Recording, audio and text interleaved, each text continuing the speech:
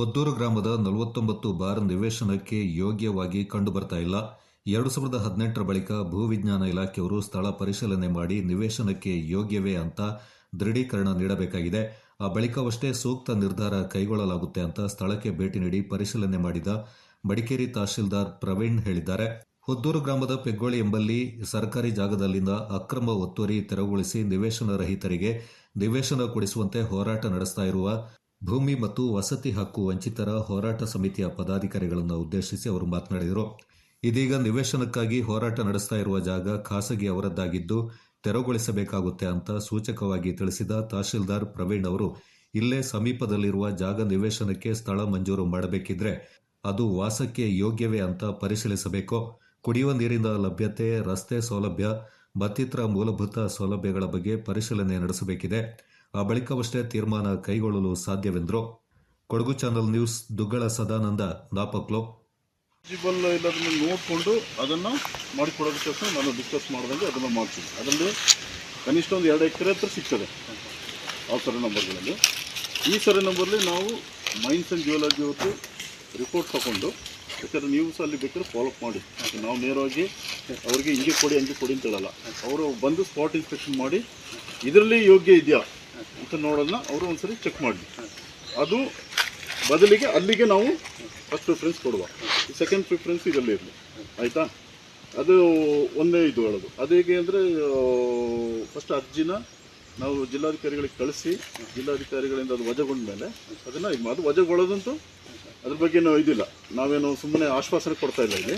ಅದರ ಯಾಕಂದರೆ procedure follow ಆಗೋವರೆಗೆ ಇದು ಮಾಡೋಕ್ಕಾಗಲ್ಲ. ಇಲ್ಲಾಂದರೆ ಸುಮ್ಮನೆ ಯಾರೋ ಇದ್ರ ಜಾಗದಲ್ಲಿ ಹೋಗಿ ಕೂತು ಪುನಃ ಅದು ಇದಾಗೋದು ಬೇಡ ಅಂತ ಹೇಳೋದು ಉದ್ದೇಶಕ್ಕೆ ನಾನು ಹೇಳ್ತಾ ಇದ್ದೀನಿ. ಅರ್ಥ ಆಯ್ತಾ? ಸರ್, ಮತ್ತೆ ಇಲ್ಲಿ ಈಗ ನಾವು ಈಗ ಹಿಂದೆ ಕೂಡ ನಾವು ಮನವಿ ಇರೋದು ಕೂಡ ಇದೇನೆ.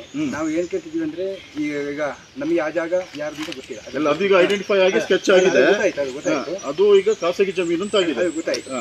ಈಗ ನಾವು ಸರ್ಕಾರಕ್ಕೆ ಮನವಿ ಮಾಡಿರೋದು, ಈಗ ಇಲ್ಲಿ 49/3 ಜಾಗ ಯಾವುದಿದೆ ಅದನ್ನು ಗುರುತಿಸಿ ನಮಗೆ ಕೊಡ್ಬೇಕು ಅಂತ ಕೇಳ್ತೀವಿ. ಇವತ್ತು ಪರಿಸ್ಥಿತಿ ಏನಿದೆ ಅಂತ ಹೇಳಿದ್ರೆ, ಈಗ ನಾವು ಇಲ್ಲಿ ನೋಡಿದ ನಮ್ಮ ಕಣ್ಣಿಯಲ್ಲಿ ಮತ್ತೆ ನಾವು ನಮ್ಮ ಕಲ್ಪನೆಗೆ ತಕ್ಕಾಗಿ ಏನಿದೆ ಅಂದ್ರೆ, ಆ ಜಾಗನ ಯಾರು ಸ್ವಾಧೀನ, ಈಗ ಆ ಮಾಲೀಕರು ಇದ್ದಾರೆ, ಆ ಜಾಗದವರೇ ಈ ಜಾಗನ ಸ್ವಾಧೀನ ಮಾಡಿಕೊಂಡಿದ್ದಾರೆ, ಒತ್ತುವರಿ ಮಾಡ್ಕೊಂಡಿದ್ದಾರೆ. ಒತ್ತುವರಿ ಮಾಡ್ಕೊಂಡಿರೋದರಿಂದ ನಾವೇನು ಕೇಳ್ತೀವಿ ಅಂದರೆ, ಆ ಒತ್ತುವರಿದಾರರ ಹತ್ರ ಈಗ ಒತ್ತುವರಿದಾರರು ಯಾರು ಅಂತ ನಮ್ಮ ಕಲ್ಪನೆ ಅಷ್ಟೇ. ಅದು ಈಗ ಇಲಾಖೆಗೆ ಗೊತ್ತಿರಬೇಕು ಅಂದರೆ ಯಾರು ಒತ್ತುವರಿ ಮಾಡ್ಕೊಂಡಿದ್ದಾರೆ. ಆ ಒತ್ತುವರಿದಾರರ ಹತ್ರ ಈ ನಮಸ್ಕಾರ. ಕಳೆದ ಒಂದು 15 ದಿನಗಳಿಂದ ನೀವು ನಿವೇಶನಗೋಸ್ಕರ ಒಂದು ಬಡವರಿಗೆ ಎಲ್ಲ ಮನೆಗಳು ಬೇಕು ಅಂತ ಹೇಳಿ ಎಲ್ಲ ಹೋರಾಟ ಮಾಡ್ತಿದ್ದೀರಿ. ಇದರಲ್ಲಿ ನೈಜ ಮತ್ತು ಪರೋಕ್ಷವಾಗಿ ಬೆಂಬಲ ಸೂಚಿಸಿ ಎಲ್ಲ ಸಂಘಟನೆಗಳು ಇದು ಮಾಡಿದ್ದೀರಿ, ಬಂದು ಇಲ್ಲಿ ಧರಣಿಲಿ ಭಾಗವಹಿಸಿದ್ದೀರಿ. ಈಗ ವಾಸ್ತವದ ವಿಚಾರನ ನಾವು ಮಣ್ಣಪ್ಪನವರೊಟ್ಟಿಗೆ ಮಾತಾಡಿ, ಈಗ ನೆನ್ನೆ ಮೊನ್ನೆ ಪರಿಚಯ ಮಣ್ಣಪ್ಪನವ್ರು ತುಂಬ ಈಗ ಪಾಲನೆ ಮಾಡೋದಕ್ಕೆ ಕೆಲವು ಸಮಸ್ಯೆಗಳಿತ್ತು, ಅದನ್ನು ನಾವು ಬಗೆಹರಿಸಿ ಈಗ ಅಂತಿಮ ಘಟ್ಟಕ್ಕೆ ತಂದಿಟ್ಟಿದ್ದೀವಿ. ಈಗ ಇಲ್ಲಿನ ಏನು ಸಮಸ್ಯೆಗಳೇನಂದ್ರೆ, ಈಗ ನೀವು ಕೂತಿರಿ, ಇಲ್ಲಿರೋ ಜಾಗ ಇದು ಖಾಸಗಿ ಜಮೀನು ಅಂತ ಸರ್ವೆಯಿಂದ ಗುರ್ತಾಗಿದೆ, ಆಯ್ತಾ? ಅದಕ್ಕೆ ಇದು ಬದಲಿಗೆ ನಾವು ಕೆಳಪಟ್ಟು ಇರುವಂಥ ಜಾಗಗಳನ್ನು ನೋಡಕ್ಕೆ ಹೋಯ್ತು. ಈಗ 49/3 ನಿವೇಶನಕ್ಕೆ ಯೋಗ್ಯವಾಗಿ ಮೇಲ್ನೋಟ ಕಂಡು ಬರ್ತಾ ಇಲ್ಲ. ಆದರೂ ಸಹ ನಾವು ಅದನ್ನು ಪೂರ್ಣವಾಗಿ ತಿರಸ್ಕರಿಸ್ತಾ ಇಲ್ಲ. ಅದನ್ನು ಭೂವಿಜ್ಞಾನ ಇಲಾಖೆಯಿಂದ ಅಲ್ಲಿ ಈಗ ಏನಾಗಿದೆ ಅಂದರೆ,